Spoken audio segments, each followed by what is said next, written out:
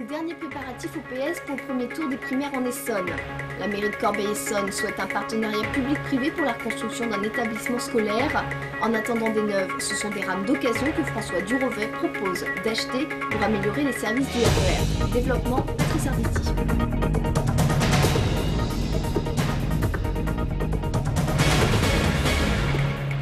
Bonsoir, et c'est une initiative dont on n'a pas fini d'entendre parler. C'est François Durovet donc qui en est à l'origine, et cela concerne le RER. Le conseiller régional, élu d'opposition de Montgeron, est parti d'un constat simple: l'augmentation de la population empêche le RERD de circuler normalement et de nombreux trains sont supprimés. Pour pallier le problème, il propose donc de racheter 6 rames à la région Nord-Pas-de-Calais, la seule région possédant le même type de rame que le RERD, en attendant bien sûr les neuves, mais qui n'arriveront pas avant 2030. Ce matin, François Durovet déposait l'amendement devant le Conseil régional et il donne des explications à Audrey Coll. Je vous avouerai qu'au niveau des services du CIF et de son président, M. Huchon, je n'ai trouvé aucun écho. Mais je crois, parce que je travaille le dossier depuis plus d'1 an maintenant, que les autres administrateurs, et notamment les administrateurs écologistes, mais également Jérôme Guetsch, qui est président du Conseil général de l'Essonne, ont reconnu la pertinence de cette proposition et donc ont voté avec moi cette proposition d'amendement. Et désormais, le STIF va être obligé d'étudier ce projet d'acquisition auprès de la région Nord-Pas-de-Calais de 6 rames pour le RERD. Alors que les candidats du PS à la primaire, bien sûr, s'affrontent plus ou moins cordialement ce soir lors de leur 3e et dernier débat, à 4 jours du premier tour, les fédérations du Parti socialiste sont en plein préparatif, évidemment. À Évry, la fédération essonnienne vient tout juste de recevoir tout le matériel qui sera ensuite dirigé vers tous les bureaux de vote du département. Des cartons et encore des cartons. Pour alimenter les bureaux de vote de l'Essonne, la fédération du Parti socialiste a dû se transformer en chantier. À l'intérieur, tout le matériel électoral, tracts, bulletins de vote, tirelire, pour être fin prêt dimanche. Après, aux électeurs volontaires de trouver leur bureau de vote. Il y a un site internet qui s'appelle www.lesprimaires-citoyennes.fr qui permet à chacun de trouver son bureau de vote simplement en mettant sa ville où il est inscrit sur les listes électorales, son bureau de vote républicain traditionnel, et ça lui donne son bureau de vote de rattachement pour les primaires. Dans toute la France, les bureaux de vote seront ouverts de 9h à 19h.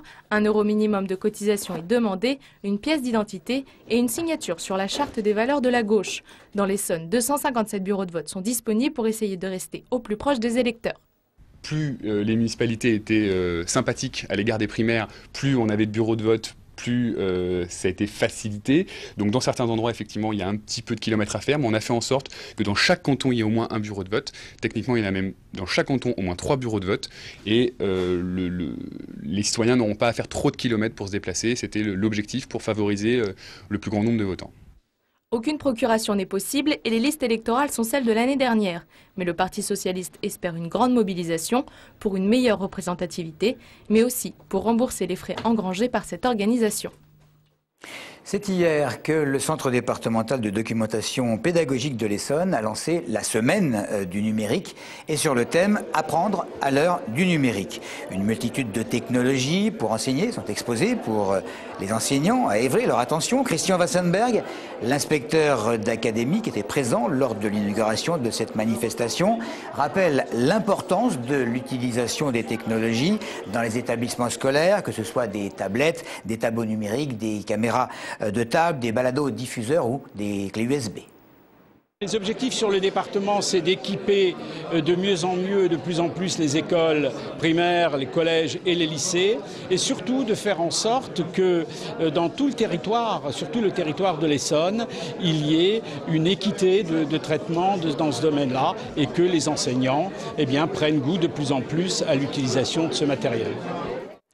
Jean-Pierre Bechter, à présent, qui n'y va pas par 4 chemins. Malgré la polémique concernant la construction de l'hôpital sud-francilien, le maire de Corbeil se déclare en faveur d'un PPP, autrement dit d'un partenariat public-privé pour la reconstruction du groupe scolaire Paul Langevin, situé dans le quartier de Montconseil. Jean-Pierre Bechter défend son choix, d'ailleurs validé par le conseil municipal. Ce mode de fonctionnement permet, dit-il, de gagner du temps dans la reconstruction de l'école et nous sommes déjà en retard. Le groupe scolaire Paul Langevin, donc situé dans ce quartier, sera détruit puis reconstruit. Quand on refait un bâtiment public, explique l'élu, il faut lancer un concours d'architectes, un appel d'offres. Tout cela prend du temps. Eh bien, le PPP nous fera gagner au moins 1 an et grâce à ce partenariat, eh bien, l'élu espère inaugurer l'école à la rentrée 2013. Jean-Vincent Placé semble surprendre également ses opposants et ses partenaires après avoir souhaité que la présidence de la commission des finances au Sénat soit attribuée à la droite.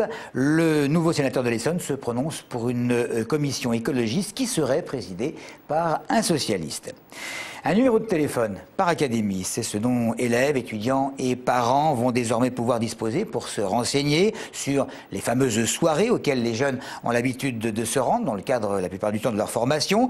Est-ce qu'il y a open bar? Va-t-il se produire ou non des bizutages, etc. Évidemment, si certains voient cela d'un bon œil, d'autres estiment qu'il s'agit là d'espionnite, d'une intrusion intolérable dans les vies privées.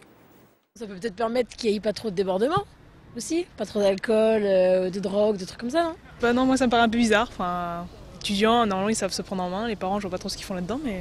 La fac c'est quand même l'autonomie, 18 ans, tout ça, non? Les parents doivent pas être au courant, je trouve. Ça peut être une bonne solution pour éviter des débordements qui seraient fâcheux, mais après, c'est vrai, il ne faut pas que non plus les étudiants se sentent brimés vers ce numéro vert. Ça dépend de quelle soirée on parle. Les soirées étudiantes, en général, les parents, ils vérifient le plus trop quand ils sont majeurs, les gens, donc voilà. Mais bon, après, s'il y a des parents qui veulent se renseigner, pourquoi pas, mais voilà, si ça peut rassurer les parents, c'est bien.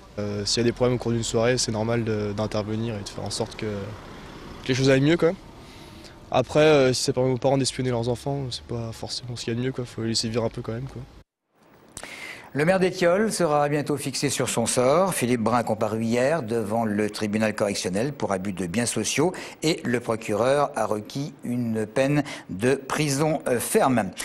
C'est samedi prochain que se déroulera la journée de la sécurité intérieure en Essonne, 4e édition, qui va proposer à un certain nombre de visiteurs, les plus nombreux possibles, espèrent les organisateurs, des animations et des démonstrations sur des thèmes comme la sécurité intérieure, la sécurité civile, le carrefour des métiers. Cette manifestation va être l'occasion d'une rencontre avec gendarmes, policiers, sapeurs-pompiers, des associations de sécurité civile, des profs du lycée Nadar et le service interministériel de la défense et de la protection civile. Et chaque acteur, évidemment, va présenter son métier, ses missions et ses moyens. On va terminer avec du foot et le tirage de la Coupe de France qui, manifestement, a bien servi Ris-Orangis et Lys. Les premiers qui vont recevoir le Paris FC et le second, le Red Star.